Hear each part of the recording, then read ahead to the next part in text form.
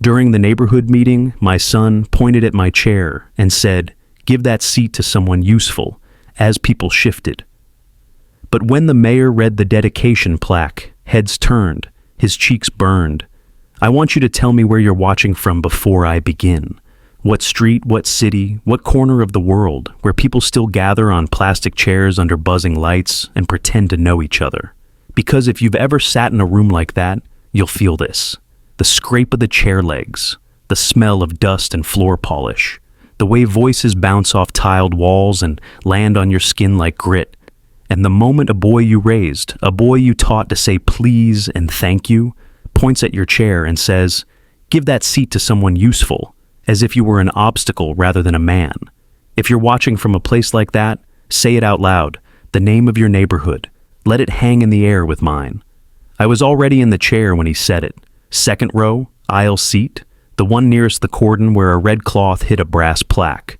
The hall pulsed with small sounds, programs flicking open, whispers, the clatter of a dropped pen. The mayor's staff hustled in the back, straightening banners and fussing with a microphone that coughed to life, then died. And there was my son, Ethan, standing 3 feet away in a crisp shirt he hadn't ironed himself, his mouth hard with something that wasn't confidence and wasn't kindness. He didn't say Dad. He didn't even say my name. He just pointed casual, a lazy little flick of the finger like shooing a fly. "Give that seat to someone useful," he said. A few heads turned because cruelty always draws eyes. People pretend not to hear, then lean in to hear better. Some of them shifted, the way wheat shifts when a breeze moves through it. A twitch here, a rustle there. I saw Mrs. Barlow tighten her lips the way she always had when I brought late fees to the old library. I saw the Patel twins share a snicker that had nothing to do with me and everything to do with wanting to be on the winning side of laughter. Ethan's wife Lena stood behind him in a dress the color of wet smoke, one hand hovering near his elbow, not stopping him and not urging him, just sitting there like a pretty permission. "Ethan," I said, and my voice was a quiet room. "Sit." He smirked like boys do when they think the game is already theirs. "Dad, it's a community meeting. Volunteers should sit up front." He turned his head, speaking to the room instead of to me. "We need space for people who actually help." Actually help. The phrase landed like a pebble flicked at my ribs. I took a breath that tasted of polish and stale lemonade. I let it out slow. A long time ago, I learned that anger eats the wrong person first. So I watched the light crawl across the glass trophy case on the right wall. I watched a moth brush the fluorescent tube. Stunned but stubborn, I watched Ethan's thumb drag across his phone screen as if whatever was in there could save him from the next 5 minutes of his life. "Someone useful," I repeated, not to him, but to the room, because words can be mirrors if you hold them right. A few of the older men looked down. A child in the back coughed, and the cough was a question. I didn't move. If anyone needed my seat, they could ask me themselves, with respect. No one did, not yet. The mayor tottered onto the small stage. He's a man who carries his weight like an overfull briefcase, stern and apologetic at once. He tapped the mic. "Friends, neighbors, thank you for coming." The mic whined. He winced, smiled. "We have a brief agenda and then a dedication. I hope you'll stay to the end." Stay to the end. The words threaded into me and pulled memories out like a seam. My Layla used to say that. She said it on rainy Sundays when we kept the boy quiet with paper boats in the tub. She said it in the hospital the day after the diagnosis, when the tea in the styrofoam cup had gone cold and she tucked my hand under her cheek. "Stay to the end," she whispered, lips touching my knuckles. "You always do." I blinked and the hall slid back into place. "Dad?" Ethan said, lower now, as if the first shot had not landed the way he imagined. "Don't make this difficult." Lena's mouth curved. "He's fine standing for a while," she murmured, as if I were a piece of furniture being rearranged. I looked at her, then at my son. I saw my own nose on him, the one Layla teased me about. Sharp enough to cut ribbon, she'd laugh. And I saw a hunger there that had nothing to do with food. He wanted eyes on him. He wanted the room. If he could have stood on the plaque and stretched his arms, he would have. It wasn't the seat he wanted. It was the permission to push me out of it. "Not today, Ethan," I thought. "Not the way you think." The mayor droned through the agenda. Drainage issues on Pine Avenue, a complaint about the playground gate, a small cheer for the youth basketball team's district win. A volunteer asked for anyone with a pickup truck to help move chairs after the event. "We're short on hands," she said, breathless. "So, if you can lift, please see me." "I can lift," Ethan said loudly, too loudly, and a few people chuckled. He grinned and gave them a half bow. He was performing now, and the room was a stage. He wanted to be the helpful son. He wanted the sheen of duty without the weight of it. He had never cleaned gum from under these chairs at midnight. He had never counted out petty cash for the book fair and discovered a 20 was missing and made up the difference from his own pocket. He hadn't stood outside in the rain handing out free pizzas from a van whose wipers died halfway through the storm, watched by a tired woman who said, "Bless you," with a voice like a cracked bell. I had done those things, not for praise, not even for thanks, for Layla, for the boy who now pretended not to know me. Lena brushed something invisible from Ethan's shoulder. "Smile less," she whispered. "It looks cocky." "I am cocky," he whispered back, delighted with the word. "That's the point." I let a thin smile touch my mouth. It didn't reach my eyes. If you were close, you would have seen how still I was. Not a statue, a fuse. "Before we proceed to the dedication," the mayor said after a stretch of chatter and hand-raising, "I want to acknowledge the volunteers who coordinated the refurbishing of this hall."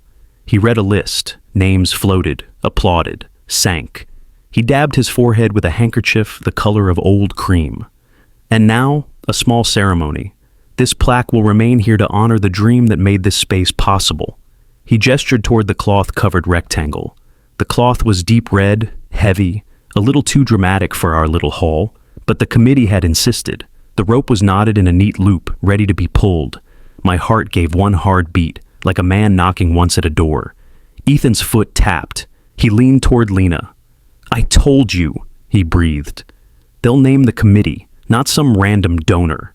This is about the people, not about—" He stopped because I turned my head and looked at him, and something in my look made him swallow. It wasn't a threat.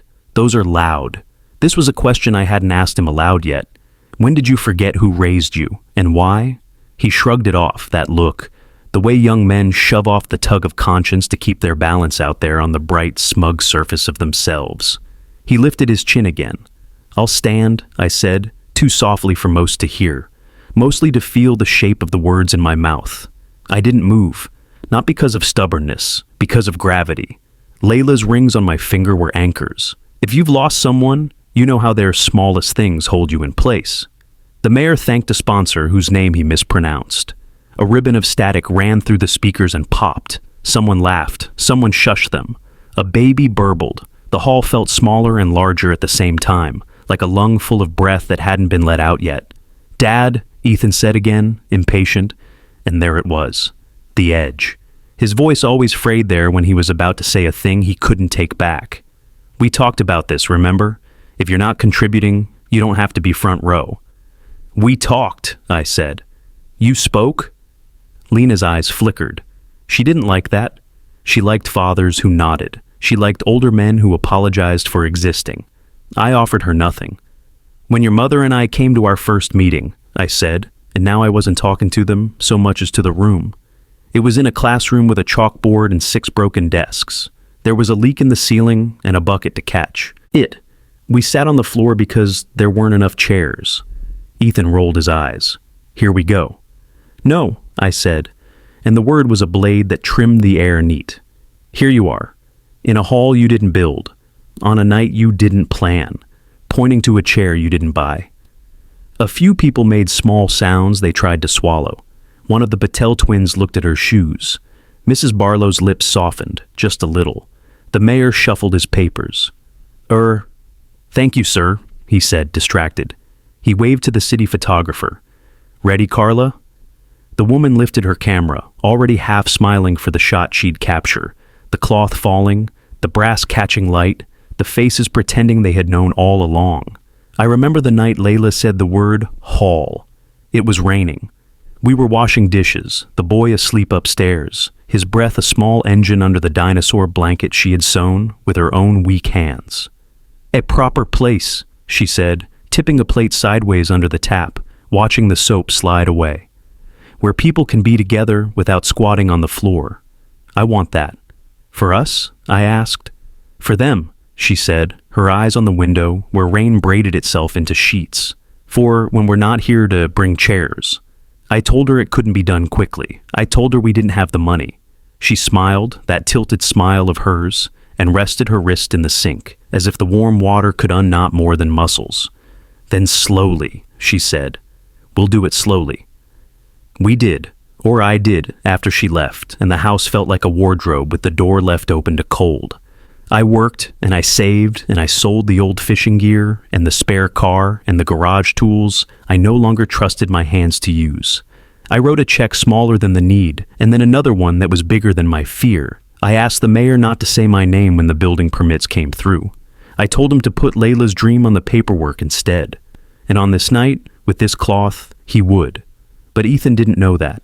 He knew fragments, whispers he chose not to listen to, half-remembered promises twisted into knots that fit better in his pocket. He knew I had grown quieter in the years since his mother died.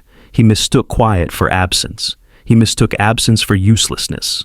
He mistook usefulness for applause. "Pull it, Mayor," someone called. Laughter rippled, friendly enough. It ran up the walls and bled into the banners. The mayor put his hand to the rope. The cloth twitched, the room leaned.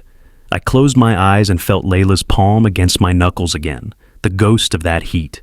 "Stay to the end," she had said. I was here, I had stayed. If you're watching, say where you are. Say it like a promise. You will stay too, even when your own son points as if you were a mistake to be corrected.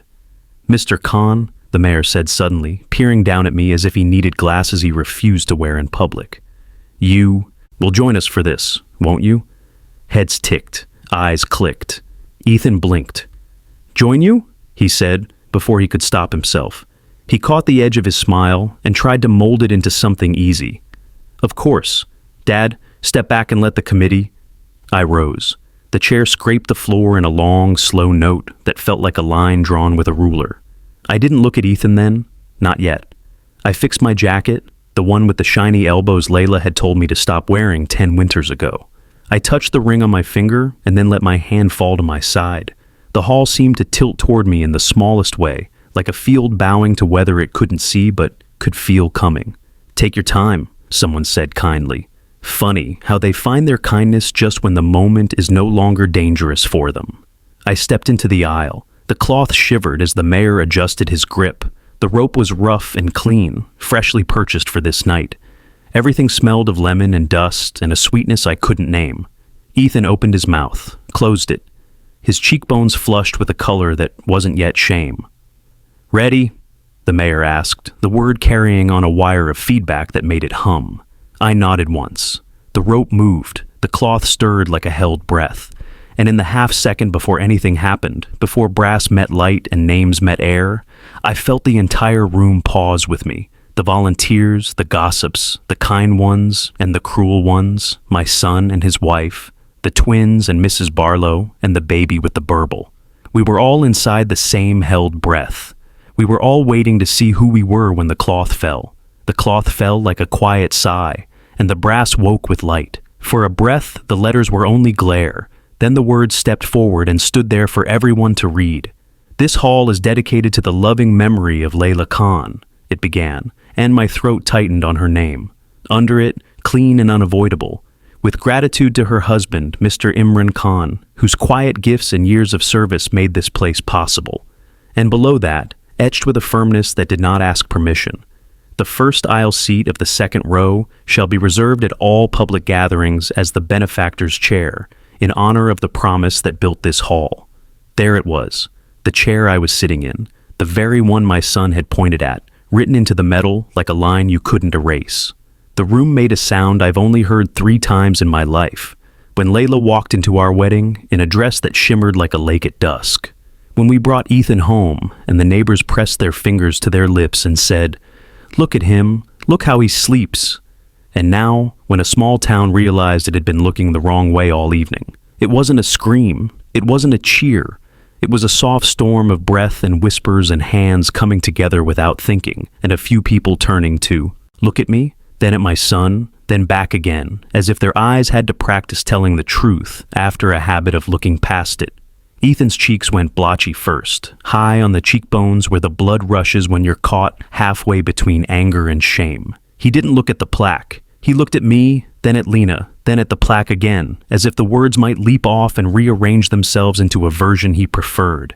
Lena's fingers had been resting lightly on his arm. Now they clamped, small nails pressing fabric, an anchor disguised as a caress. She smiled, but it had the wrong temperature, warm from the mouth out, cold from the eyes in. The mayor cleared his throat too many times, like a car trying to start. Our community owes a great deal to the Khan family, he said, and his voice steadied itself on the word family as if it could make us behave simply by saying it. He turned to me, his hand extended. Mr. Khan, could you say a few words? The microphone was warm from his palm when he handed it to me. I didn't look at Ethan. I didn't look at Lena.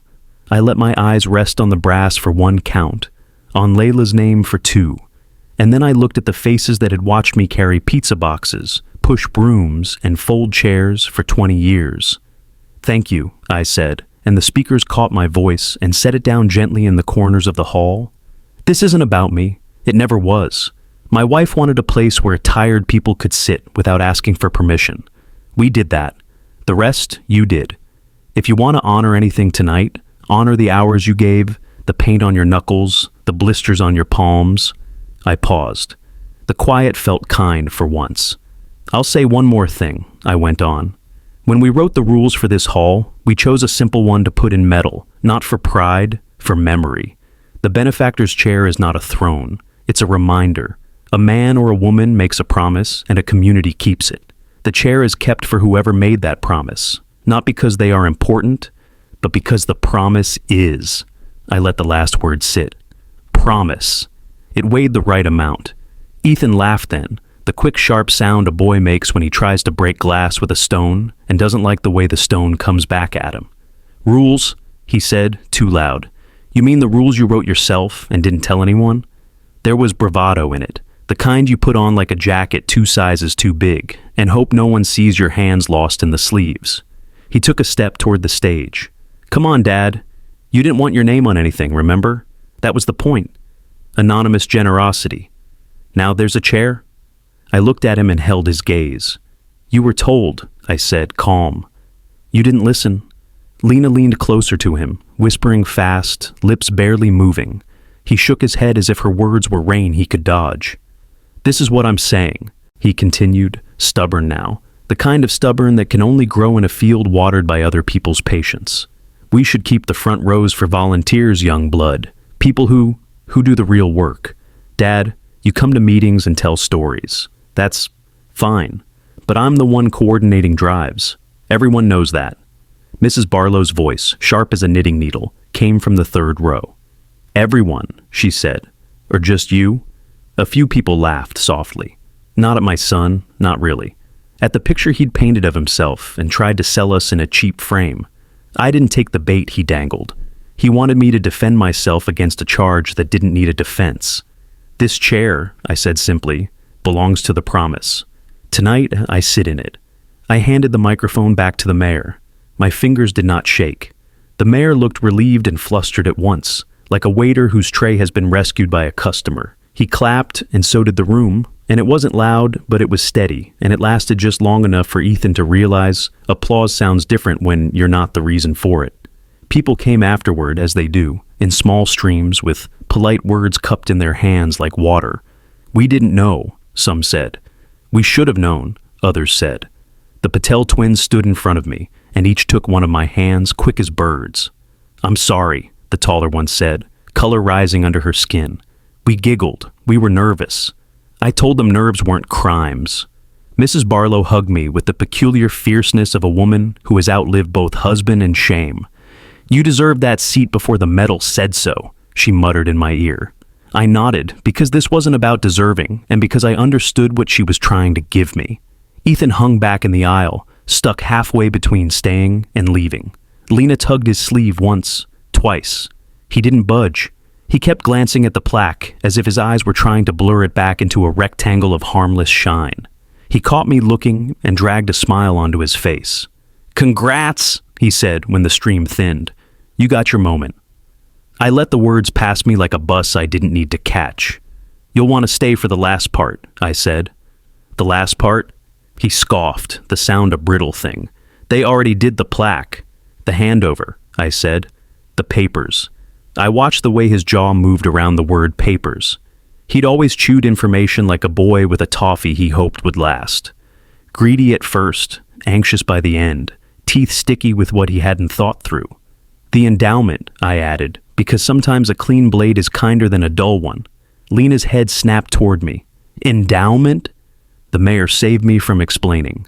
Mr. Khan, he said, bustling up with a folder clasped in both hands like a baked dish he didn't want to drop. Would you join us in the office for the signatures? The trustees are waiting. He turned to Ethan. You can come too, Ethan, as a courtesy. But the papers are, well, they're not for general discussion. Ethan's eyes sparked like flint. I'm head of the volunteer committee, he said, and it had the tone of a boy who has found a coin and believes he owns the shop. I should be part of any financial decisions. And you will be, I said, when the volunteers have decisions to make. This isn't that.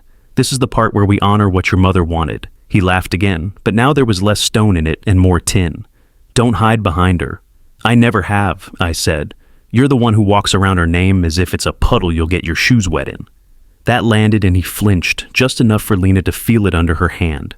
We moved together toward the small door beside the stage. The one people mistake for a closet until they learn it leads to a cramped office filled with old trophies and new files. The hallway smelled of cardboard and lemon cleaner. A poster of last year's fun run slumped on a pin and watched us pass with a grin that had seen better days. Carla, the photographer, slid by, murmured, "Beautiful shot of you, sir." And I told her to send it to the committee, not to me. Photos are for walls. I have enough ghosts in frames already. Inside, the trustees were perched around a table that had been dragged into service for the night, its surface disguised under a tablecloth with green leaves that refused to lie flat. Mr. Huang, who runs the hardware store and knows the exact weight of every nail in his bins, lifted his pen and nodded. "Imran," he said, "we're grateful." "I'm grateful," I answered, and meant it. I took the folder the mayor offered. It was heavy, not with paper, but with the years inside the paper. I opened it and took in the familiar lines. The Layla Khan Community Trust. The property deed. Held in trust, not to be mortgaged, not to be sold. The maintenance fund, interest to be used for repairs, youth programs, and Saturday cleaning stipends. A clause Layla had insisted on when we talked in that hospital room, her voice weak and stubborn. Governance to remain independent of any single household, including ours. I had added one sentence of my own in the draft before we filed it. The benefactor's chair to remain a courtesy to the promise maker while living. If misused for personal advantage, the chair shall stand empty that night. The words sat there, small and tidy, not meant to punish, only to keep us pointed in the right direction. Ethan leaned over my shoulder. He scanned lines he did not understand and flared at words that did not bend for him. "So, the hall is you?" he said. "The hall is the trust," I said. I gave it what I could so it would belong to everyone and to no one at the same time. He tried to smile and failed. "You could have told me." "I tried," I said. "You were busy telling me to move." He straightened and looked around the room as if the walls might align with him and make him look taller. "Fine, great, community, trust. But there are projects we need to fund. I have plans. We talked about a rooftop lounge, a cafe, memberships. Lena's been working on a pitch deck." Mr. Huang coughed politely. "This is a public hall, son," he said, not unkindly. "Not a club." Lena's eyes sharpened. "Public doesn't mean free," she said. "You have to think sustainability." "Which is why there's an endowment," I said. "It's not huge, but it will keep the lights on without turning the entrance into a cash register." Ethan looked at me as if I had reached into his pocket and taken a phone he hadn't paid for yet. "You always do this," he said low. "You make decisions like you're the only adult in the room." I let the accusation sit. I looked at him the way a man looks at a boy trying to lift a bag of cement, not unkindly, not indulgently, simply seeing what is true. "You called me useless," I said, and my voice had no rise in it at all. "In front of our neighbors, in the chair your mother asked me to keep until they could keep it for me. You don't have to like my decisions. You do have to learn the shape of respect. He snorted, a sound of deflection. Respect is a two-way street. I paved my side, I said. You're still drawing yours with chalk. The trustees kept their eyes on the papers, but their hearing sharpened like wolves when snow falls. The mayor shifted from foot to foot and pretended to read a signature block upside down. Lena broke the tension with a small, practiced laugh. We're all saying the same thing, she lied gently. We want what's best for the community. I closed the folder and tapped it lightly once. Then listen, I said. I set this up so no one, me included, can own the future of this hall. We are guardians, not kings. The programs will be led by people who show up, not people who talk loud. And tonight, after we sign, I'll take the chair for one more hour to keep a promise I made to your mother in a room that smelled like antiseptic and rain. After that, the chair will be a chair again. I slid the folder to Mr. Huang. Now, let's sign. The pens scratched. Names curled into the spaces made for them. When it was my turn, I held the pen a moment too long and felt Layla's hand over mine, not as a ghost, but as muscle memory. The weight of her fingers, the press of her ring. I signed. The ink shone wet, then dried. It felt like a door closing without a slam. Congratulations, the mayor said, and his smile finally fit his face. He shook my hand, then Mr. Huang's, then the others. He extended his hand to Ethan out of habit. Ethan took it, gripped too tight, the way men shake when they are trying to prove that bones are contracts. You'll still head the volunteer list, the mayor offered. We need your energy. Ethan nodded, and for a second I saw my boy at 10, hair sticking up, socks unmatched, holding a trash bag twice his size at a park cleanup, and asking me if worms had names. The picture burned, clear as noon, then dimmed under the man he was trying to be. Sure, he said, energy. We stepped back into the hall. People were lining up for lemonade in paper cups that bent if you squeezed them wrong. The plaque caught the light and threw it across the floor in a thin bar that stopped at my shoe and nowhere else. Carla raised her camera. I lifted a hand. Take the kids by the mural, I said. They did the painting on Saturdays. That's the picture that counts. She nodded and turned, relief in the swing of her ponytail. Ethan blocked my path by habit, not decision. What else? He said. The question had lost its swagger. It had picked up worry. You said you'll want to stay. What else is there? I looked at him. An apology, I said. But not to me, to a chair, to a promise, to your mother. Pick any order you like. He opened his mouth, closed it, opened it again. You want me to apologize to furniture? I want you to understand why the chair exists, I said, and why you don't point at people like they're placeholders. I kept my voice level and low. Do it tonight, and we don't have to talk about it again. Don't do it, and we will until you learn. That's what fathers are for, staying until the end. He glanced over my shoulder at the plaque, at the metal sentence that would outlive all of us. Some part of him, the part that had once fallen asleep on my chest while cartoons chattered in the background, understood. The other part, the new part that tasted like Lena's perfume and the internet's applause, fought it. Lena touched his arm, nails gentle now. Ethan, she said, just his name, and for once she didn't attach a strategy to it. He nodded once, abrupt, a soldier conceding ground he plans to retake in the morning. Later, he muttered, which was how he said, I'm not ready yet without losing face in front of himself. Later is fine, I said. We're not going anywhere. That's the blessing and the curse of community halls. They stay. Even when we want to storm out and slam doors, the hinges are too polite to make a scene. A teenager from the basketball team sidled up, awkward and earnest, a medal on a ribbon sticking to the sweat at his neck. Sir, he said, thank you for the new rims. He held out his hand like a man and shook mine like a son. His gratefulness was a clean thing. I took it and let it rinse some of the bitter from my tongue. When he left, I felt Ethan watching our hands as if he could see some exchange of currency he hadn't learned to count. It's not complicated, I said to him, to myself, to anyone who might be listening from whatever street they're on. You help. You don't announce that you helped. People feel it. That's the whole secret. He shrugged, but smaller now. Secrets don't trend, he said, trying on a joke like a shirt from a rack. It didn't fit, but at least he'd stopped tugging at everyone else's. Music from someone's phone hiccuped and died. The lemon smell deepened as if the cleaner had soaked up the evening and needed wringing out.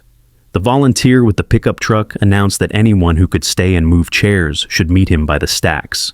A few men stepped forward, then a few women, then a cluster of kids who had learned too early that carrying weight is a way to be seen. I looked at Ethan. "Let's lift," I said. He hesitated, then nodded. "Fine." We worked in a rhythm we had once had in the garage, passing wood, passing tools, passing time, not talking much because the work itself filled the spaces where conversation usually clatters uselessly. We stacked rows into columns. We leaned the columns against the wall. Our hands brushed once, the way a truce brushes words it isn't ready to sign. He didn't pull away. Neither did I. When the last chair was against the wall and the floor was a wide, self-respecting rectangle again, the mayor turned off the mic and the room's reverberation settled. People drifted out in pairs and trios, coats over arms, small stories already forming in their mouths for kitchens and porches and late-night messages. You won't believe what happened. You won't believe who did what. Believe it. That's the thing about promises carved in brass. They make believing easy. As we reached the door, Ethan paused by the plaque. He looked at the line about the chair for so long, I could almost hear his mind start to grind teeth down into a shape that might fit the truth. "You could have told me," he said again, soft, not accusing this time, just saying a sentence that had been waiting its turn. "I wanted you to learn it in a room," I said, "where chairs scrape and people shift and you see how your words land. Houses make us brave in the wrong way. Halls tell the truth." He nodded, once, head low, the angle of a boy listening to a teacher he has decided is not the enemy. He touched the edge of the plaque with 2 fingers, as if it could burn or bless him. "Later," he repeated, but the later had changed shape. It had picked up promise. "Later," I agreed, and I heard Layla say it with me. We stood there a breath longer, 3 of us in a line, my wife in metal, my son in flesh, me in between, and then the door let us out into the night that smelled like rain coming. Rain began as a rumor, a soft tapping above the hallway lights that grew into a steady hush as we stepped out of the hall. The night smelled of wet pavement and the cut grass of the small triangle park across the street. People drifted toward their cars with the loose talk that comes after a program ends and a truth stays to tidy up. The plaque glowed behind us like a small moon. Ethan kept looking over his shoulder, as if the metal might follow him out and sit in the passenger seat, buckled in and watching. He pulled his phone from his pocket. The screen lit his face in a rectangle of pale, and I watched the muscles in his jaw jump as his thumbs worked. I could almost see the words forming, a post, fast and defensive, something about tradition and progress, about symbolic chairs, about opening up the front rows to energize youth. He typed, erased, typed again. The rain found a rhythm on the car hoods. He kept the screen between him and the weather. "Don't," I said. He didn't look up. "It's just context." Context is what people say when they want to make a small thing bigger, or a big thing smaller, I said. "Let the night breathe." Lena's hair was starting to curl at the edges with the damp. She tucked it behind one ear and gave me a smile that had all its teeth but none of its roots. "We're just clarifying," she said. "So nobody thinks the hall is, I don't know, frozen. We had a lot of interest tonight. People want events, sponsors, a brand to attach to the space. This is a moment. A hall is not a moment," I said. "It's a place to put moments. They don't belong to you. They don't belong to me." She tilted her head. "Then they belong to the brand that pays the bills," she said lightly, like a line she'd practiced into charm. "We have a meeting tomorrow. My parents want to talk with you. They know people on the arts board. It could help." The laugh that almost came up in me wasn't funny, so I swallowed it. "Your parents don't need to help," I said. "The trust pays the bills. The community owns the decisions." Ethan finally looked up from his phone. The screen showed an empty draft with a blinking cursor that seemed angrier than it had any right to be. He locked it and put it in his pocket. "It wouldn't kill you to hear them out," he said. "They have experience." "What kind?" I asked. "Making places work," he said, which is what people say when they mean making places make money. He shifted his weight, the way he used to when he was 5, and wanted to run toward the swings while I tied his shoelace. "They suggested a membership model. Keeps the riffraff out." He saw my face and tried to backspace out loud. "Not riffraff. I mean, People who don't take care of things. People who, you know. I know exactly, I said, and my voice wasn't loud, but it had edges. Your mother built this in her mind so the tired ones could sit without asking. If someone breaks a chair, we fix the chair. We don't start weighing people at the door. A car door thumped closed somewhere behind us, felt more than heard. The mayor waved from under the little metal awning, his tie damp, his grin finally easy now that the speeches were over. Mr. Huang lifted a hand like a semaphore of quiet pride. Carla hustled to her car with the camera under her jacket, and I wished for the first time that she had taken no pictures at all, that the brass could live in the dark, doing its work with no eyes watching. We'll meet at the diner, Lena said briskly, moving past my answer as if she could outwalk it. 10 minutes? I almost said no. I almost said, go home and let your blood cool. But fathers learn to pick the road that leads their children past the trap they've set themselves with their own words. So I nodded. 10, I said. Black coffee, no dessert. Ethan tried to smile. You always order the pie and say you won't, he said, reaching for an old rope between us. I let it fall back into the water. The rain thickened and we moved. The diner was the same as always, bright, clean, held together by coffee, and the kind of kindness that costs $2 and comes with free refills. The windows fogged near the corners where the rubber seal had lost its fight with time. The bell above the door announced us like a small brass boast, and then forgot us. The waitress with the soft shoes and the good memory brought 3 mugs and a pot without being asked. Sugar's in the jar, she said. The lemon pie's fresh. I shook my head at the pie and tried not to look at it anyway. Ethan ordered fries he didn't need and ate them as if they were a job. Lena sat too straight and kept smoothing the front of her dress, hunting for wrinkles that would confess. Her parents arrived together, 2 umbrellas closing like scolded birds. Her mother wore perfume that was expensive and so precise it announced its ingredients before it announced itself. Her father's handshake had that grip people learn in conference rooms when they forget that hands are for holding, not measuring. Imran, he said, as if we had met more often than we had, which was 3 times.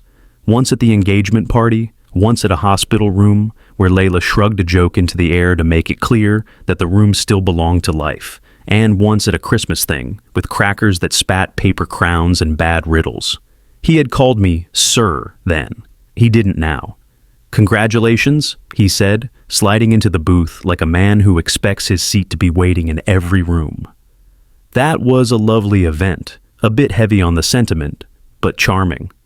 Charming, his wife echoed, and her eyes slipped past mine and rested a second too long on the 2 men at the corner table in muddy work boots laughing over eggs. She smiled at them as if they were window dressing and turned back to us. We have some ideas, she said. Lena tells us the hall needs direction. The hall has a board, I said. It has a charter. It has a trust. It has a community. I sipped my coffee. It tasted like mornings at the warehouse, like waking up a back that didn't want to be woken. Direction is built in. Lena's father tapped the tabletop with a finger that wore a ring the size of a small opinion. Let's not get stuck in noble poverty, he said, smiling as if the phrase were a joke that would make itself likable if you let it sit with you. I sit on 3 arts boards. I've turned 2 of them around. You keep the heart. You add polish. You make people feel they're part of something better than themselves. They don't mind paying for that. They mind very much, I said, when the thing better than themselves is just a mirror. This is not a gallery. It's a hall. If people want to look at themselves, they can go home. I kept my tone gentle, for me as much as for him. We're fine. We're funded. He laughed. Endowments trick people into thinking money grows by itself forever, he said. Money is a pet. You have to feed it. It's fed, I said, and fenced. I put my mug down and leaned back. You can't bite the hand that holds it either. Ethan pushed his fries around. We just want to add things, he said. A cafe corner, charge for private events, a small lounge for donors. You'll have oversight. Dad, please. Think beyond church basement energy. Your mother loved church basements, I said. They smell like soup and old carpet and honesty. She said they were the last places in town where nobody showed off. I turned my ring with my thumb and let that be the whole argument for a slow breath. I'll show you something, I said then, and took the envelope from my jacket pocket. The paper had the stiffness of new printing. I slid it across the table to Lena's father. "Read section 4. He looked at me, the way a man looks at a stop sign at night on a road he believes he owns. He opened the envelope anyway. His wife leaned in. Lena's eyes flicked from the words to my face and back, counting. Ethan bent forward, his hair falling across his eyebrows, the way it did when he was a boy, concentrating on a puzzle he wanted to solve without any help. "The endowment shall be used exclusively for maintenance, free public programming, and stipends for cleaning teams," Lena's father read aloud, as if the words might change their meaning if he gave them air. "Commercial leasing, paywalled memberships, and restricted access lounges are prohibited. Any attempt to convert the hall to a private charter triggers reversion of the endowment to the City Youth Shelter Fund." He stopped. He sat back a little. "Reversion," he repeated, as if he'd never met the word and didn't like the look of its shoes. "The city matched us under that clause," I said. "They like clean lines. If you try to privatize, the money leaves the hall, and it goes to kids who sleep under a bridge I don't like to drive past. We wrote it so the temptation when it came would be boring. Not romantic, not a fight, just paperwork." Lena's mother smiled, but now it was the kind people put on like a sweater when the wind changes.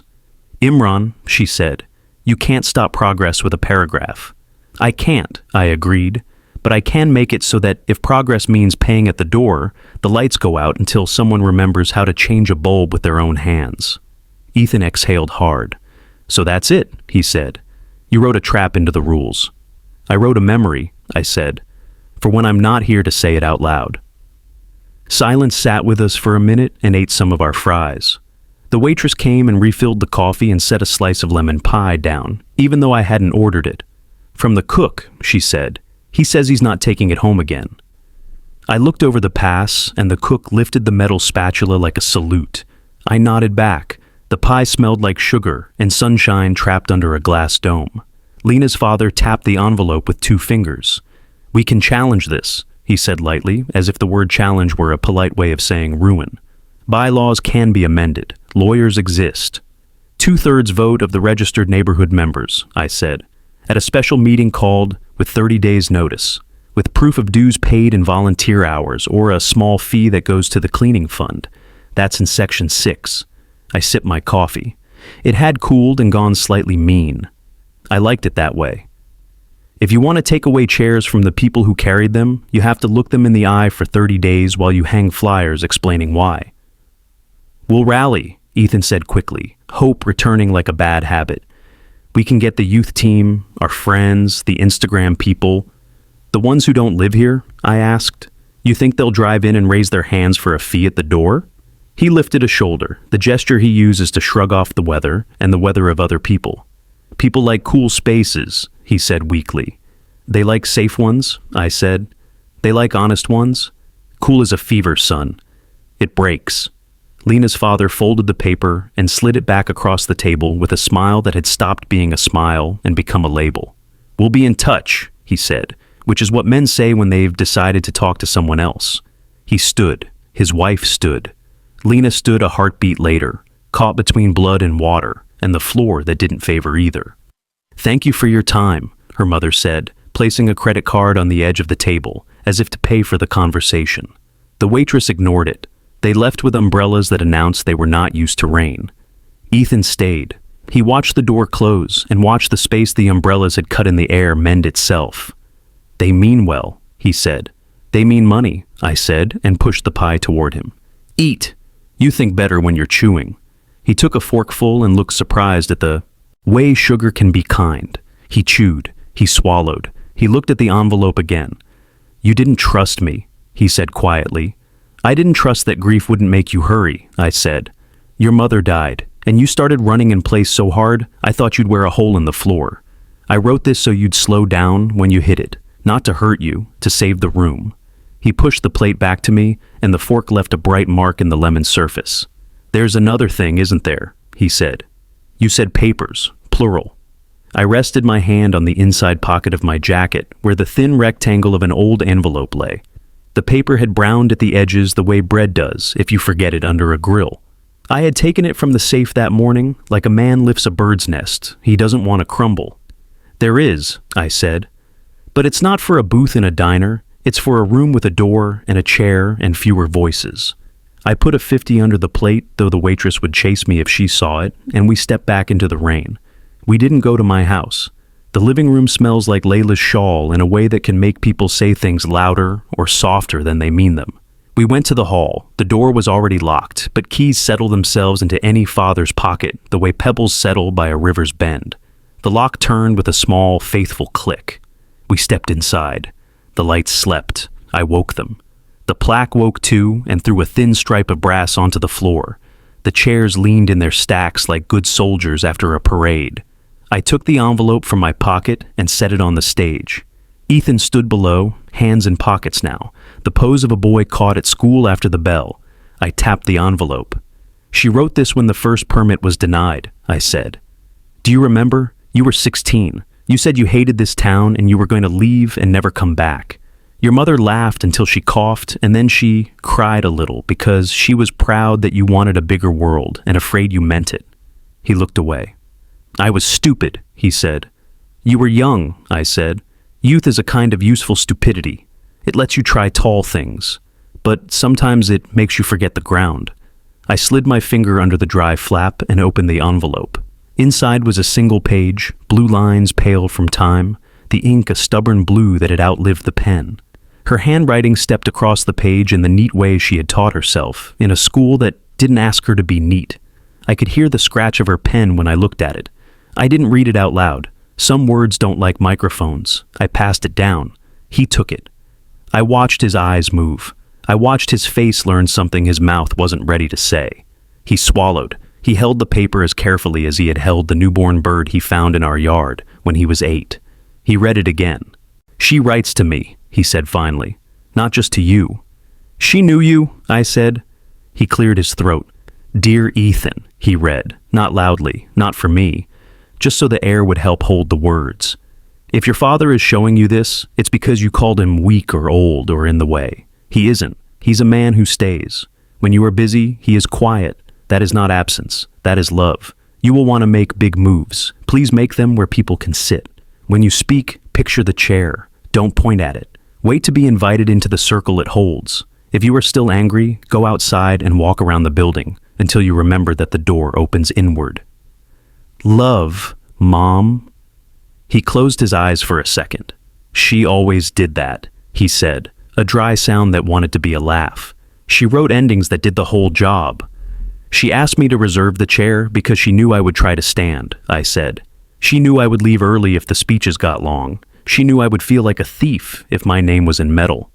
I touched the stage with my fingertips, the wood cool and polished under the varnish the youth team had put down one Saturday with the patience of saints. She wrote another line on the back.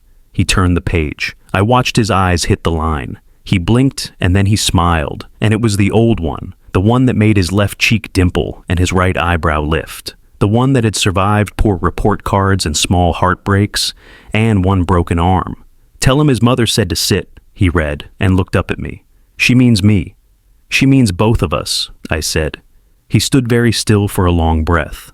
Then he walked to the second row, first aisle seat, and put his hand on the back of it. His throat worked. He looked at the plaque, then at the chair again, as if the two were speaking a language he had refused to learn, and now he wanted to pass the test. "I'm sorry," he said, and he said it to the chair. Then he turned, and he said it to the room. And then he faced me, and the sorry came last, which made it truer. "I know," I said. "I sat in the chair because she told me to, and because the night had earned it." He sat next to me. The hall listened, the old wood, the new paint, the air that had held every sentence said here since we cut the ribbon. He reached into his pocket and took out his phone. He unlocked it and opened the draft. He stared at the blank white square that had wanted to swallow us. Then he typed, slow, each word as if he had to lay it down on tiles and check that it fit the pattern. "Tonight I learned a rule about chairs," he wrote. "They are for promises, not for pride. If you're new here, welcome. If you've been here, thank you. I was wrong. I'm staying to help." He showed it to me. I didn't nod. I didn't need to. He hit post. The rectangle went dark. "You know they'll still come at you," I said, after the quiet had had its turn. "The ones who think cool is the same as good. Your wife's parents, your friends who like velvet ropes. He nodded. "They can come," he said. "I'll have a chair for them. I'll have a broom. Both are useful." A key turned in the door, and my heart made a small, startled move before my mind told it not to be a fool. Mr. Huang stuck his head in, hair flattened by a hat he kept in the car. "Power strips," he said, and lifted a plastic bag full of cords like a fisherman who had decided to cast one last time. He saw us and paused. His face softened. "Ah," he said. "Good. The building is teaching." "It is," I said. He stepped inside and set the bag on the stage. "I always think if we leave something undone, the hall calls us back with rain," he said. "Silly." He waved and left us again to the sound of water. Ethan looked up at the ceiling where the first leak used to be. There was no stain now, just paint, just promise. "Tomorrow," he said. "Tomorrow," I said. "Can I run the Saturday team?" he asked. "No cafe, just mops, just paint, maybe some pie after." "Yes," I said. "You can lift, you can carry, you can stay. It's all the same job." He sat back and let the chair hold him, finally, the way a tired boy lets a bed hold him without apology. The rain walked the roof in soft shoes and saved its thunder for some other town. I watched my son tilt toward the light of the plaque that held his mother, and I thought, this is what justice looks like when it's not loud. A chair, a page, a night that ends without slammed doors. I thought, I could sleep now, but I didn't, not yet. A father stays to the end. Morning peeled itself off the night like tape from a painted wall, slow and careful so it wouldn't lift what mattered. I woke to the sound of tires whispering on wet asphalt and the kettle breathing small fogs on the stove. The house smelled like toast I hadn't made, and Layla's shawl even though it hung in the closet behind a jacket I never wore. I poured tea into the big mug and let the steam warm my face. The hall was in my bones like a long shift. Your back knows it's carried something, even after you put it down. I checked my phone and found what I expected and what I didn't. Some messages were soft, a palm on the shoulder. "Proud of you, sir. Didn't know, sir. Thank you, sir." Some were noisy, the kind of comments that want a hall without chairs, all mirror and music, no mop. Ethan's post sat in the middle of it like a small light that refused to go out. He had written it late, and I could hear the quiet in it. A few of his friends had dropped the usual jokes and said real things. 3 of them offered to paint this weekend. That's a harder yes than like. The mayor had texted a single line at dawn, "Expected noise tonight, board meets at 6, and attached a photo Carla had sent him, the plaque blurring in a way that made the brass look like water. Mr. Huang had sent a thumbs-up emoji he would never use in person, and the words, "Power strips installed." The volunteer list had 3 new names and 1 old one scratched out. Under that, a forwarded email from Lena's father to the trustees proposed a Founders Circle lounge in the side room to foster donor engagement, establish premium benefits for sustaining members, and set a professional tone commensurate with the hall's potential. He wanted a vote on it tonight. He had attached a deck with glossy pictures that didn't look like our neighborhood. I washed my mug and set it upside down on the rack, because clean things should dry in the open. I thought of Layla measuring flour by eye, tipping a little out onto her palm, rolling it between finger and thumb, then nodding, as if the dough had told her a secret she would keep. "They'll ask for a side door," she had said once, watching a council meeting on television where a man in an expensive suit used the word synergy 3 times in one sentence. "They always do. It's easier to bring pride in that way." She smiled to show she wasn't angry, just ready. "We'll keep the front one working." At 11, I walked to the shelter. The sun had pushed the clouds aside and left the streets shining like someone had polished them for a guest. The shelter door stuck like always, a hinge that needed oil and attention, and the lobby smelled like detergent and crayons. Miss Ortiz was seated behind the desk with a stack of intake forms and a pen that squeaked. She looked up, and her face lit the way rooms do when you turn on a lamp you forgot you had. "You came," she said. "I knew you would." "We signed what we could," I said. I wanted to see the rest, and invite someone. As if I had called him with my mind, Ethan walked in behind me. He had no umbrella, and drops beaded on his hair like a crown that didn't know whether it was welcome. He shook his head once, gentle, so he wouldn't make a mess. And his eyes took in the room, the way you look at a place you think you've already decided things about, and then see you were wrong. A toddler in a too big t-shirt ran toward him, veered, then grabbed his pant leg anyway, just to feel something steady. He crouched and said, "Hey, buddy." And the word buddy made a clean path between them that didn't need sweeping. Miss Ortiz motioned us into her office. 2 chairs, a desk made of stubborn wood, a photo of her mother at a sewing machine with a face like a quilt, squares of tired, bright, patient. A calendar on the wall showed a month full of handwritten notes that leaned on the squares like people leaning on each other in a foyer. "The weather's turning," she said. "Our cots are full by 9, on bad nights full by 7. Your clause, the reversion, made the city listen faster than I expected." "Thank you. Thank Layla," I said. She wrote the word for what money does when it forgets where it came. From Miss Ortiz slid a form across the desk. "The partnership language," she said. "You offer us the side room in extreme weather and shoulder months for evening classes when we overflow. We offer you volunteer crews and training for the Saturday team in safe, clean protocols. We cross-post needs and share calendars. We don't bring cots into the main hall except during declared emergencies. Your trust funds the washers. We bring the detergent." Ethan read as if there might be a trap and found none. "We should have done this sooner," he said, and there was no pose in it. "I can get 10 kids to commit to blankets and meals on short notice." "You can get 5, I said, "and then you can show up anyway when the 5 don't. That's how crews are built." He took the correction with a nod instead of a flinch. Ms. Ortiz signed, then handed me the pen. The nib caught for a second, and then the ink ran, sure. Ethan watched the loop of my name form, like a road he had walked half his life without reading the street sign. When we were done, she pressed a button, and the printer made its old song, spitting out copies like a stubborn chicken, laying exactly what was asked. On the way out, a tall boy with a basketball under his arm held the door for us. His hoodie said a college he wasn't at yet and a name he wanted to be. "Sir," he said to Ethan, and for a second my son looked behind him to see who the boy meant. "We heard what you wrote," the boy said. "Respect." He lifted his chin that inch only boys can lift it without turning into men too soon. Ethan opened his mouth to make a joke and then didn't. He just said thanks, and it worked better than any line.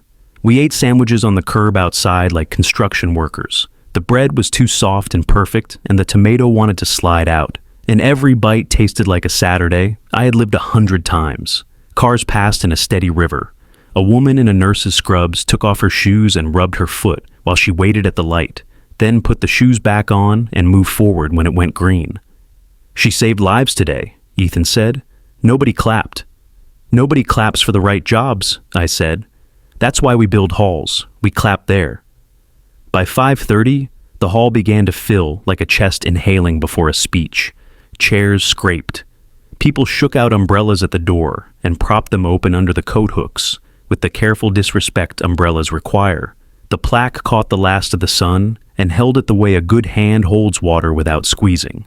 The trustees took their seats at the table by the stage. Mr. Huang had ironed his shirt within an inch of its stamina. The mayor checked the mic twice, then stood with his hands behind his back like a boy trying to be a man trying to be a boy. Lena came with her parents, hair straight, mouth set. She saw me and then looked past me the way you look past a photograph at the frame when you can't handle the picture. Ethan stood beside me without touching, and that was enough. A knot of the Instagram people pooled near the back, faces lit from their own screens, voices low and bright. Mrs. Barlow had her knitting and stabbed the air politely with her needles between rows. The Patel twins carried a tray of paper cups that sweated lemonade onto their palms. The mayor opened with the business he always opens with, the boring kind that keeps lights working and people decent. Then he cleared his throat and put on his fair voice. "We've received a proposal from Mr. and Mrs. Arden regarding a Founders Circle lounge," he said. "We've also received concerns. We'll hear brief remarks, then comments, then a non-binding show of hands to guide the trustees." He nodded at Lena's father. Mr. Arden stepped forward in a jacket that cost more than our sound system and smiled the way people smile right before they say the word visionary. "We all love this hall," he began. "We want it to thrive. To do that, it needs pillars, not just moral ones, financial ones. A Founders Circle lounge would be a small, tasteful space along the east wall." He spread his hands as if conjuring the wall out of air, where sustaining members can gather, network, and feel appreciated. Exclusive events, early access to tickets, recognition plaques. We're not talking velvet ropes. We're talking Polish, pride, professionalism. He paused for the small hum that follows any speech. The Instagram knot hummed dutifully. A few others, charmed by Polish, hummed along. "Thank you," the mayor said. "Imran?" I stood without hurry. The chair apologized under me in a tiny squeak and then forgave me. I didn't climb the stage. I spoke where I was because the point was that any place in the hall can carry a voice if the voice doesn't think it's the only one. "We have pillars," I said. "They're made of time and backs and patience. We fixed a pipe with a belt one winter.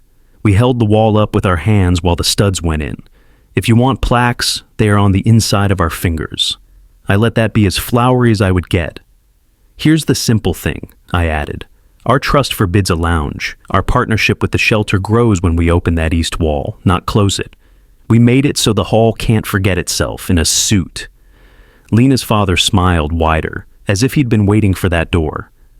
"Bylaws can be amended," he said. "Communities evolve. We can be compassionate and sophisticated at once." "Sophisticated," Mrs. Barlow repeated softly, and her needles clicked a small, satisfied laugh. I didn't argue a paragraph with a man who had never moved a chair. I lifted a second envelope, thinner, older, from my jacket. "There is something I didn't mention last night," I said, "because it wasn't time." I handed it to the mayor and nodded. He opened it and read the first page, then another, and took a breath that made his tie rise. "Imran," he said. "It's simple," I said. 10 years ago, when the old scrapyard went under, I bought the strip of land behind this building, the stretch with the unruly trees and the chain-link fence that leans. I didn't know why yet, just that Layla smiled when we walked by it. She said, "One day, that will be gardens and books." I held it. This morning, I signed a deed of gift to the trust conditioned on one thing, that the hall remains a free public space without paywalls or membership tiers. If that's kept, the land becomes the Layla Reading Garden and Room. If that's breached at any time, the deed reverts and the land and a matching sum go to the youth shelter to build beds. The papers are with the city. I looked at the Instagram knot and then at the old men and then at the kids with paint on their fingers, and I put the last nail in, carefully. "You can have a lounge or you can have a library. Choose." The room didn't hum. It held its breath. Lena's mother recovered first. "This is emotional blackmail," she said, smiling like a teacher correcting a charming child. "You're putting sentiment over sustainability." "It's called a promise," I said, "which is what we build halls out of when money forgets where it came from." Ms. Ortiz, who had slipped in the back with 2 teenagers and a bag of laundry soap, raised her hand. The mayor nodded. "We slept 22 last week," she said. "We taught 8 to read a bus schedule without missing their stop. We can put everything you call a lounge in a park, but we can't put beds in hearts. We put them in rooms." She looked at the east wall with the kind of eyes that measure not just distance but dignity. "Don't make me bring a child to a velvet rope." Ethan stood. He didn't look at me. He looked at the room like a man finally realizes rooms are made of people. "I wanted the lounge," he said. It sounded grown. It sounded like I'd matter. "Last night, I pointed at the wrong thing. I'm not leading that proposal. I'm joining the Saturday team for gardens and books. If you vote for a lounge, I'll be here anyway with a broom. But I won't clap." His cheeks did not burn this time. They flushed and then settled, like a sky after a small storm that learned it didn't have thunder worth throwing. Lena stared at him as if someone had changed languages on her in the middle of a sentence. Her father moved his jaw like he was trying to grind a fact down into something he could swallow. The mayor cleared his throat. "Comments," he said, and now voices came from everywhere, layered and messy and true. A teacher with chalk still under her nails spoke about kids who stay after class because home is loud. A plumber offered to fix the hinge on the shelter door for free and told us exactly which hinge it was. The Patel twins said they'd run a story hour if anyone would show them how to keep 2-year-olds from eating crayons. 5 mothers nodded in the confident way of women who have kept toddlers from eating worse. The Instagram knot quieted, phones lowering as if gravity had remembered them. A man who had never spoken into a mic in his life said, audibly shaking, that he had gotten sober under the first set of lights in this hall, and he didn't need a lounge to remember who he was. The room swayed toward itself. It's a feeling you get once in a while in a place like this. The building seems to lean in like a person who doesn't want to miss a word. The mayor called for the show of hands. Non-binding guidance, he said, ceremonial, but we'll bind ourselves to it. Hands rose. I watched them like trees in wind.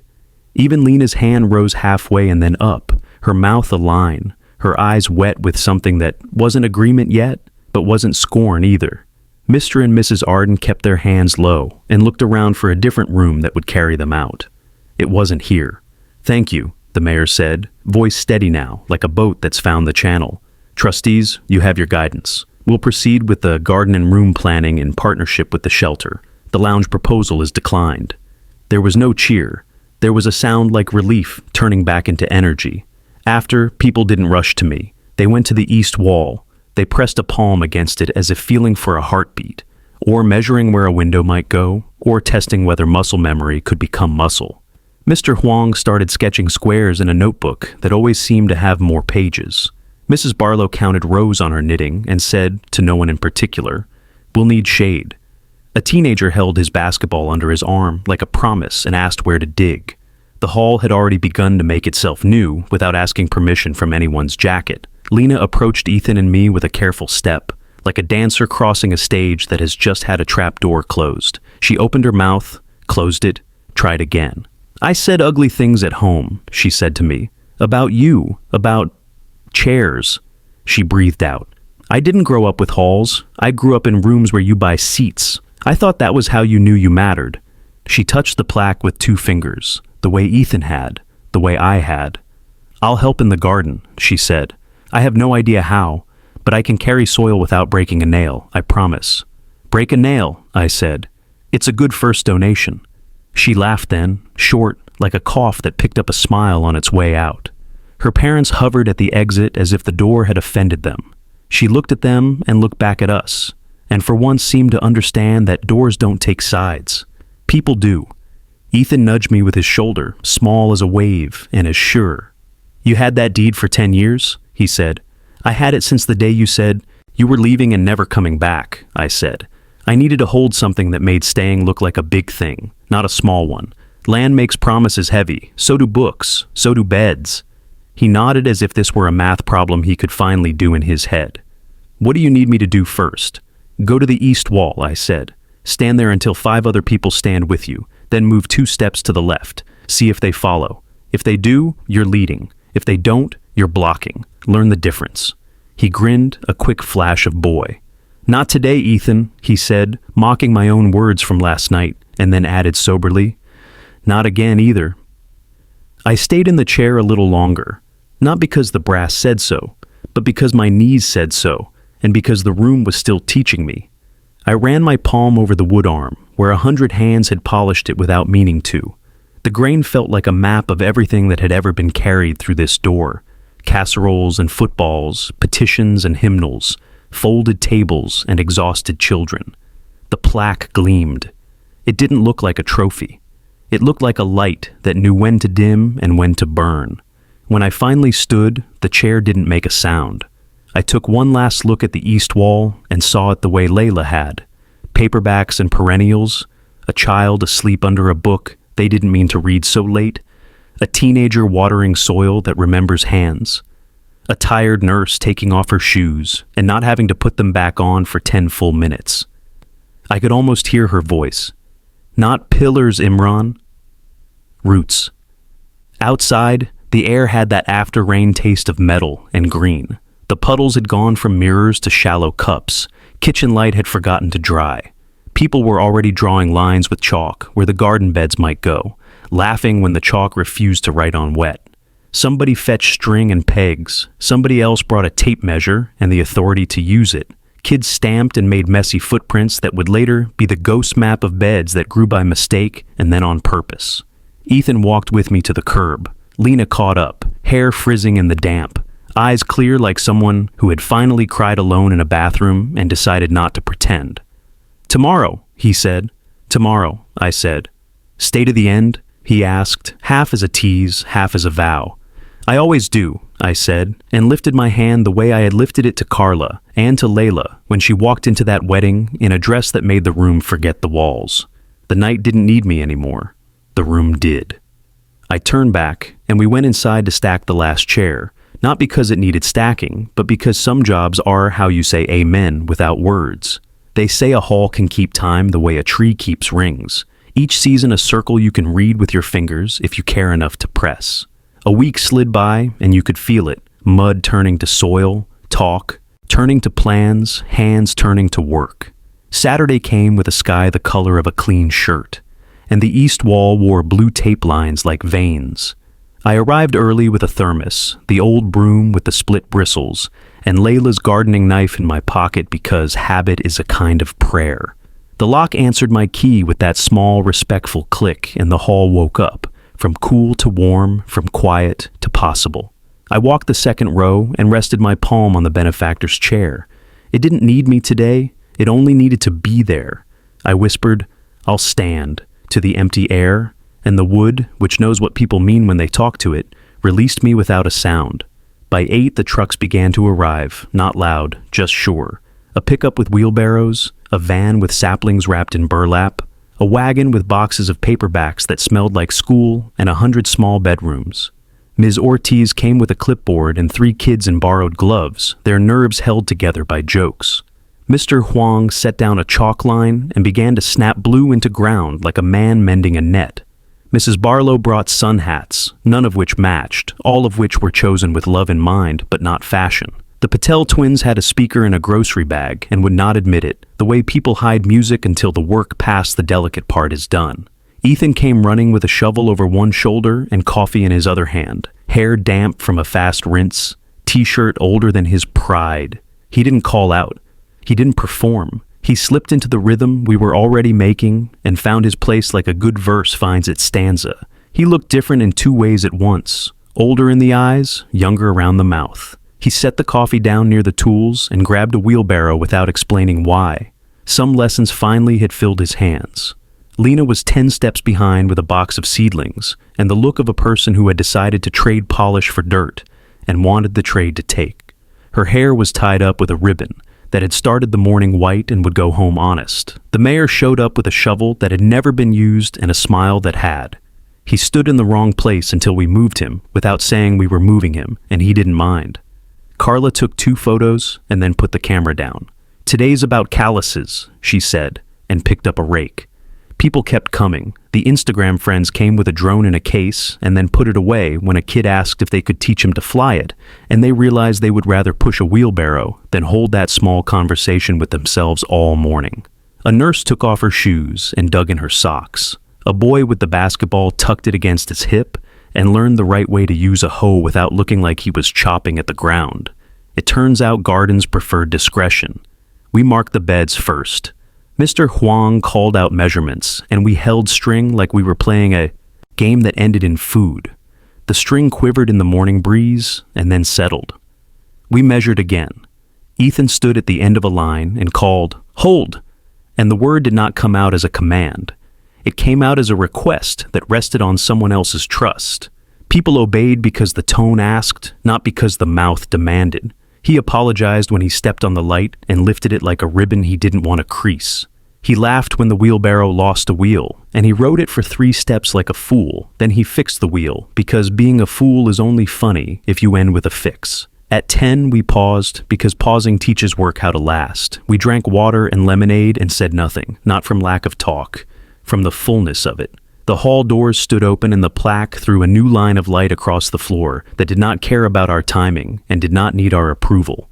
I saw Ethan look at it and then look away, as if the brass had become a friend whose face you don't need to check to know they are smiling. "Gather," Ms. Ortiz called, and we did, in the good messy way groups do when no one has practiced being a crowd. She held up a laminated page. "We'll plant in 3 waves," she said. "Perennials along the wall. Low shrubs here. The reading circle goes there." She pointed to the far corner where the chain link used to lean and now stood straight, embarrassed by its past. "And the shelves will be anchored in the room once the floor is sealed. If you're here for the picture, take it now. The rest is dirt." A ripple of laughter, kind and clean, and then the sound of shovels returning to earth. I kept to the edges with my broom and my knife, trimming roots, tucking burlap, the small work that makes the big work look easy. I watched Ethan. He did not know I was watching, because that is also a father's job, to look without making the looked at feel weighed. He lifted and carried and set and checked. He caught a sapling that listed, and he called for help without shame. He helped a boy tie a string without making the knot for him. He walked the line twice and then a third time, because the second time taught him something, and the third time taught him to teach it. Lena ripped a nail on the second bed and did not cuss, which tells you more about how ready she was to change than any speech. She wrapped her finger with tape and kept working. Later, I caught her showing two little girls how to firm soil around a stem without smothering it, her voice steady, the way someone who has been told all her life that things are fragile learns that strength is carefulness, not fear. She glanced at me and I gave her the smallest nod. She returned it with a smile that reached her eyes, and then went back to the stem, because the stem needed her more than I did. By noon, the ground had begun to look less like dirt and more like future. The shelves for the reading room were stacked inside against that east wall, tidy, as promises waiting to be kept. The room still smelled like sawdust and coats, but if you stood still, you could almost smell paper. The basketball boy stood there with a paperback in his hand, the way a man holds a tool he hasn't used yet, but wants to. "Pick one," I said. "Read it under a tree you put in the ground." He grinned like a secret and slipped the book under his hoodie, as if rain might come from a clear sky to reason with his joy. We ate together in the hall, the way armies and choirs and families do when they want strength to move in a straight line through them. Sandwiches, rice in foil trays, pie cut with a knife won't be clean until Monday. The noise was big and forgiving. People sat on the floor and on the stacks of chairs. Nobody asked to be moved. The benefactor's chair stood empty by the aisle, because nobody took it and nobody offered it, and that felt right. The chair means something best when it is not the only thing that means anything. After lunch, I walked outside and found the mayor holding a small brass plate and a bag of screws, like a man who has been told to do something important and has decided not to mess it up by thinking. "We had this made last night," he said, almost shy. The plate was simple. The Layla Reading Garden and Room, built by many hands for all. No names, not mine, not his, not the city's, not even hers, beyond the first. I ran my thumb over the letters. You can feel good decisions even when you close your eyes. "Ethan," I called, and he jogged over, hair stuck to his forehead, dirt in the lines of his palm, cheeks red for the right reasons. "You put it up," I said.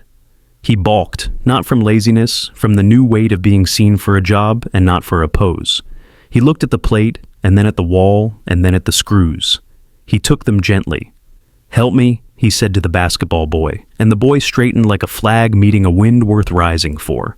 They held it level together. Mr. Huang guided their fingers like a music teacher. Light touch, correct pressure. The drill bit caught. The screw went home. 4 turns, 4 times, and the small plate settled into the brick like it had always been waiting for that precise sound. The mayor said a few words that were simple enough to stand up straight. He didn't make it about the city. He made it about the street. Ms. Ortiz said one sentence. "When it gets cold, we'll bring blankets here before we bring rules." You could feel that sentence plant itself and start growing. Lena read a book title out loud like it was a promise. Mrs. Barlow held up her knitting, and we called it a ribbon and cut it with Layla's gardening knife, because sometimes you don't need a big pair of scissors to begin a thing. Carla took one picture, and that was enough. Work returned to work, because ceremonies are for starting, not for owning the day.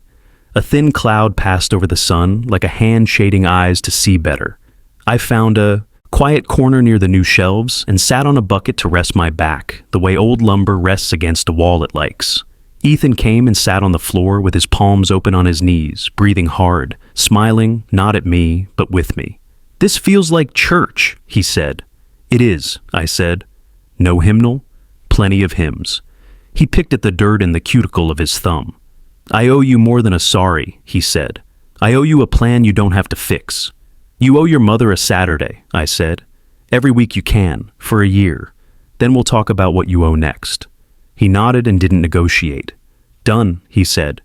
"And I'll call Lena's parents tonight. Not to win, just to tell them what we're doing. They can help or have dinner. Both are fine." "Both are fine," I echoed, and I meant it. In the late afternoon, when the shadows got long and soft and made even the rough edges look kind, I walked the rows. The seedlings already looked like they trusted us. The reading room, bare to the studs and the shelves, felt the way rooms do right before they become themselves. A little shy, a little proud, a little stunned that walls can hold so much. I ran my hand along the shelf edge and felt the sanded smoothness someone had given it with love. I turned to call to Ethan and stopped. He was standing in the doorway with the basketball boy and the twins, and the boy was reading the first page of his book out loud, stumbling and catching himself. Eyes on the words, voice growing steel where it had been rope. No one corrected him. No one clapped. We listened. It was better than applause.